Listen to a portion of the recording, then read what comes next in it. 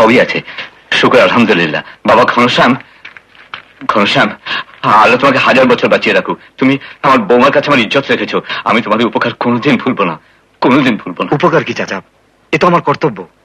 আচ্ছা আমি আসি। যাবে কি? চা খেয়ে যাও। নয়েম, চা নাস্তা নিয়ে এসো সবার জন্য। বাইরে বসো, চল চল, এসো এসো। হ্যাঁ, তোমরা দাঁড়িয়ে রয়েছে কেন? বসো বসো, তোমরা ওইদিকে চল, বসো। তারপর সেদিনের পর থেকে তুমি আর মাছি আনছো না? কি করবো চাচা, মহেশ মান্না আমার লঞ্চের কবজা করে নিয়েছে।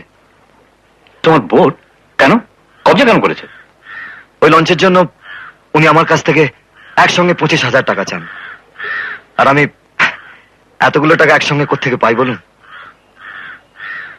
ঘনশ্যাম, টাকা আমি দেবো, তুমি বোট ছাড়িয়ে নাও।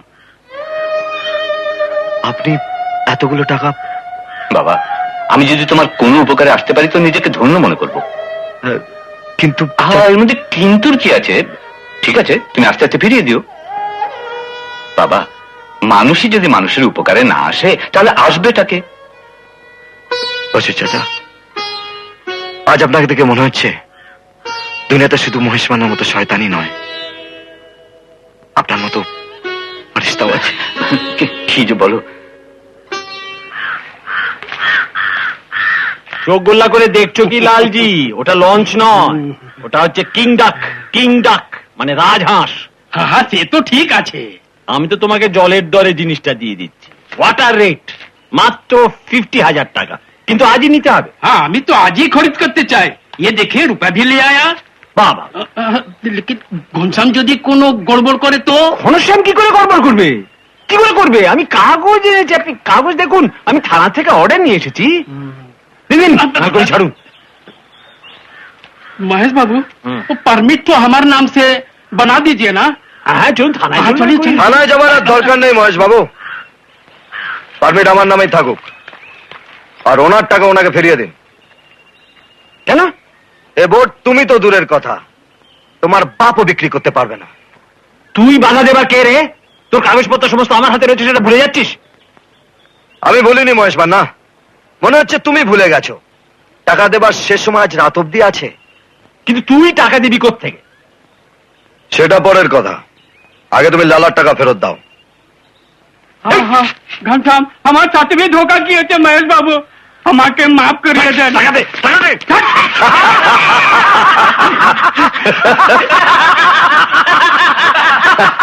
কি হয়ে গেল লঞ্চের সওদা? এখন একটা কাজ করো, তোমার চামচেতে বলো লঞ্চটা খালি করে দিতে। হাঁ করে দাঁড়িয়ে দেখছিস কি পুঁতে ফেলে? হ্যাঁ, থাক থাক, আবার ওদের কষ্ট দেওয়া কেন? আমি নিজেই যাচ্ছি। কি যাই?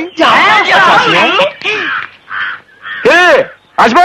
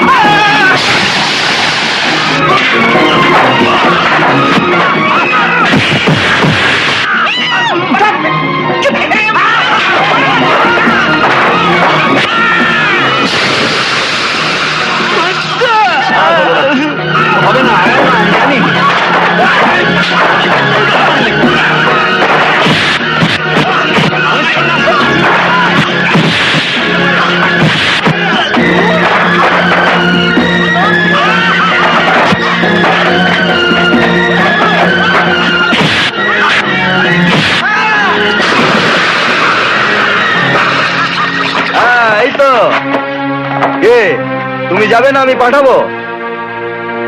হ্যাঁ তো যাও। বাহ,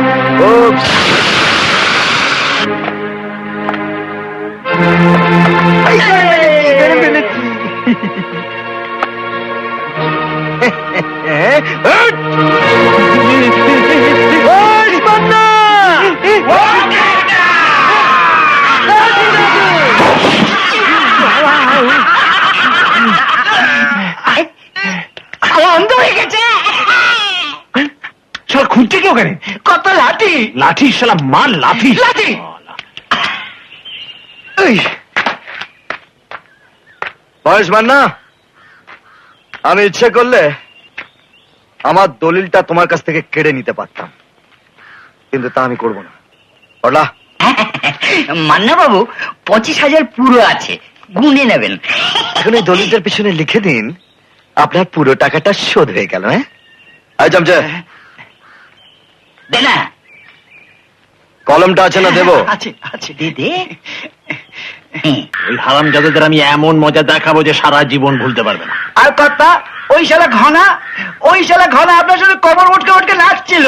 ওই কোমরে যদি আমি দড়ি না পরিয়েছি তো আমার নাম মহেশ মান্না নয়। চল থানায়। থানায় গিয়ে কি হবে? বড়বাবুকে তো পাবেন না। কেন? উনি ঘাটে গেছেন এসপি সাহেবকে আনতে। এসপি সাহেব আসছেন? হ্যাঁ। সত্যি? হ্যাঁ। এতক্ষণ বলিসনি কেন? স্টুপিড।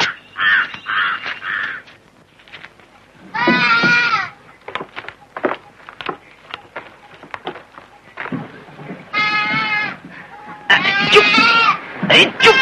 প্রণাম প্রণাম। প্রণাম। Good evening sir. যেই আমি শুনেছি আপনি এই গ্রামে ফুট রেখেছেন, অমনি আমি প্রেজেন্ট হলাম। ইনিকে ইনি এখানকার খুব বড় ব্যবসাদার, জোরদার মহেশ মান্না। এখানে স্যার খুব নামি লোক স্যার। I see. তা এখানে কি মনে করে? কি মনে করে? হ্যাঁ, টু মেক ইউর দর্শন স্যার। আজ আমার ড্রিম, স্বপ্ন ফিল্ড হয়ে গেছে। আরে তোর রাজধানী হাঁ করে দেখছিস কি? যা সমস্ত মাল হুজুরে পটে তুলে দিয়ে এই নিয়ে আয়। ওয়েন্ট এসব কি? To you sir, honour guest. একটু সেবা করার চান্স তো দেবেন হুজুর। আপনি ওসিকেও এভাবেই সেবা করেন নাকি? What telling sir. নিয়ে যান এসব, নিয়ে যান। সেরেছে। হ্যাঁ, এই চল নিয়ে চল। হ্যাঁ, হ্যাঁ, নিয়ে চল। সব দাঁড়িয়েছে, সব মাথায় বোঝা নিয়ে। হুজুর, ওই যে এসপি সাহেব না, মহাপাজি লোক, মহাবাচ্চা। অসভ্য, নন সিভিলাইজড। এই জায়গা থেকে বলে ছাগল নিয়ে। হুজুর, ওই ঘনাশালা সাহেবের কানে কিছু লাগায়নি তো? হতে পারে, হতে পারে। আজকাল ও তার সব মাল বেচে বশির মিয়ার কাছে। আর এসপি সাহেবের সঙ্গে বশির মিয়া খুব খাতির। আর আজকাল ঘনাশালা আঙুল ফুলে তো কলা গাছ হয়েছে। ভোট তো ফেরত পেয়েছেই, আর কদিনের মধ্যেই বসন্ত মাঝির মেয়ে। কদম হ্যাঁ। ম্যারেজ করবি যতীন? বিয়ে? না হুজুর, আমি ওই সব ঝঞ্ঝট ঝামেলায় নেই। কদমকে পেলেও বিয়ে করবি না? কাকে? কদমকে? হ্যাঁ, কদমকে। কদম। বাবা, বুঝেছি। খুশি একেবারে উতলে পড়ছে। হ্যাঁ, শোন, কদমের বিয়ে তোর সঙ্গেই হবে, থাকবে সে তোরই ঘরে। আমি শুধু মাঝে মাঝে বুঝলি কিনা? আহা, হুজুর, ভগবান আপনার কি দিয়ে যে তৈরি করেছেন। বাদর করতে গিয়ে শিব করে ফেলেছেন। বন্দুক রাখলেন তাও আমারই কাঁধে। তা রাখুন, এটো খাবার অভ্যেস তো আমার আছেই। যা, বসন্ত মাঝিকে ডেকে আন। ডেকে আনবো কেন হুজুর? আমি ধরে নিয়ে আসছি। এইবার দেখছি খনা শালাকে। অত কি ভাবছো বসন্ত? পুরো খরচ তো আমি দেব। তাছাড়া কদমের জন্য যতীনের চেয়ে ভালো ছেলে কোথায় পাবে তুমি? তা তো বুঝলাম কর্তা, যতীন ছেলেও ভালো, কিন্তু আমার বউ এ বিয়েতে কিছুতেই রাজি হবে না। বউ? কি আশ্চর্য, তুমি বউকে এত ভয় পাও? ভুলে যেও না তুমি পুরুষ। নাও, এটা খেয়ে পুরুষ হকে আর জাগ্রত করো।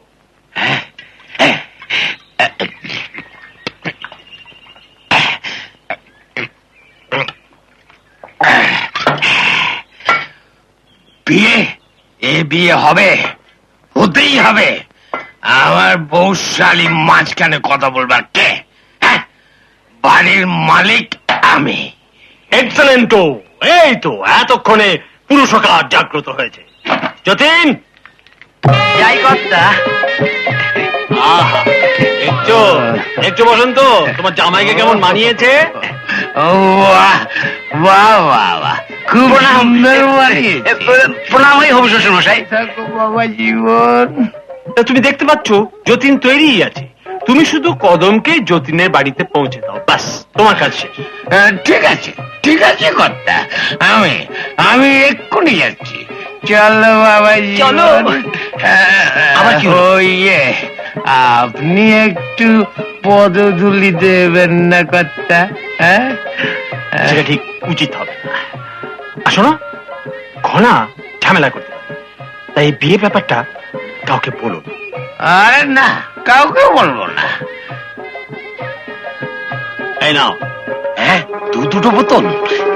একটা যতীনের বাড়ি পর্যন্ত পৌঁছবার জন্য, আর একটা বিয়ে পর্যন্ত পুরুষ কাজ জাগ্রত রাখবার জন্য। চল শালা জামাই। চলো না। হবু শ্বশুর মশাই, বল শালা জামাই। আজ তোমার সঙ্গে একটু মদ্যপান করেই ফেললাম, ইয়ে মানে বিয়ের আনন্দে। তুমি কিছু রাগ করনি তো? দেখো তো বেটা যতীন না? এই যতীন। কে ভাই, কে? আরে বর সেজে কোথায় চললে? বর সেজে? বর সেজে বিয়ে করবে ভাই? বিয়ে কার সাথে ভাই? আমার মেয়ে কসমের সাথে। কদম? মহেশবাবু বলতে বারণ করেছিল না? হ্যাঁ, বলে ফেলেছি নাকি? হ্যাঁ। না, কিছু বলিনি। এই, এই। আমি কিছু বলিনি, কিছু তোমরা বলিনি? কিচ্ছু শোনোনি। তোমরা হ্যাঁ, কিছু শোনোনি? ঠিক আছে? না না না না না, আমরা কিচ্ছু শুনিনি, কিচ্ছু শুনিনি, আমরা কিচ্ছু শুনিনি। চল শালা জামাই। হ্যাঁ চলো, ওই সামনে সামনে সামনে। কদম, আরে ও কদম, কদম শোনো। কি ব্যাপার? সুখবর আছে, তোমার বিয়ে হচ্ছে তো। আমার বিয়ে? হ্যাঁ। যতীনের সাথে। যতীনকে তোমার বাবা বর সাজিয়ে নিয়ে আসছে। তাই নাকি? হ্যাঁ। আসুক আগে, ঝেঁটিয়ে বেশ ঝেড়ে দেবো। আরে না না, তার দরকার হবে না, শোনো। ওম অগ্নে স্বাহা প্রজাপতয়ে নমঃ। বিবাহের রীতি সম্পন্ন হইল, এখন বর বধূর শুভ দৃষ্টি হবে। এই শালা বর, শুভদৃষ্টি না।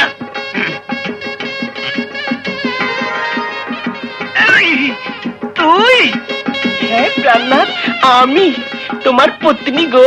চুপ সালা, তুই ছোটকা না? কিছুক্ষণ আগে আমি ছোটকা ছিলাম, এখন আমি ছুটকি, তোমার দাসী ছুটকি গো। কি বললি আমার দাসী? হ্যাঁ প্রাণনাথ, আমি যে তোমার সাথে সাত পাকে বাধা পড়ে গেছি গো। চুপ হারামজাদা। হাই, এত নিষ্ঠুর হও না, এখন যখন তোমার সঙ্গে ফুল সজ্জা করে নি গো। সালা শ্বশুর হ্যাঁ? মশাই, কদম কোথায় গেল? হ্যাঁ? কদম? এই, এটা তাহলে কদম নয়? না। তাহলে এই ছেলে কি? কি? কদম? হায় হায় হায়, আমার পোড়া কপাল। বিয়ে করেছো আমাকে আর খুঁজছো কিনা কদমকে? এটা খুব খারাপ কথা। এখন তুমি আমার সব, তোমাকে ছাড়াই বাঁচবো না গো। ও গো স্বামী, আমি তোমার অর্ধাঙ্গিনী। স্বামী,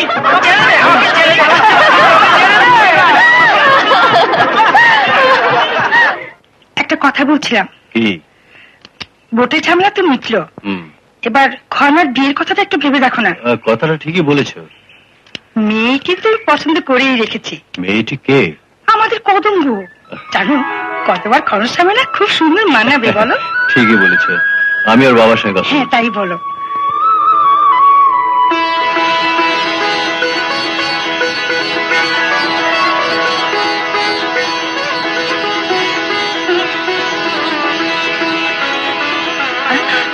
ঘনশ্যাম, ঘনশ্যাম, কি হলো? এত চালাচ্ছিস কেন? ভীষণ বিপদে পড়ে গেছি। কি হলো? কি হলো বল, বলছিস না কেন? আমার বিয়ে হবে। কি বলছিস? হ্যাঁ, ছেলের মা বাবা আমাকে পছন্দ করে গেছে। তার ছেলে? শালা গলা কেটে ফেলে দেবো। এটা করো না, হাজার হোক সে আমার হবু বর। হবু বর? সে তোর আপন হলো, আমি তোর কেউ নয়। বল। এর জবাব চাও তো ছেলের মা বাবাকে জিজ্ঞেস করো। ছেলের মা বাবা কি বলেছেন? বলল কদম আর ঘনশ্যামকে খুব সুন্দর মানাবে। এই কদম, ঠাট্টা করছিলি? জ্বলে উঠেছিলে না? আরে জ্বলে কি, আমি তো প্রায় মরেই গেছিলাম। কদম, তুই আজ এত সুন্দর খবর শোনালি, মিষ্টি মুখ করাবি না?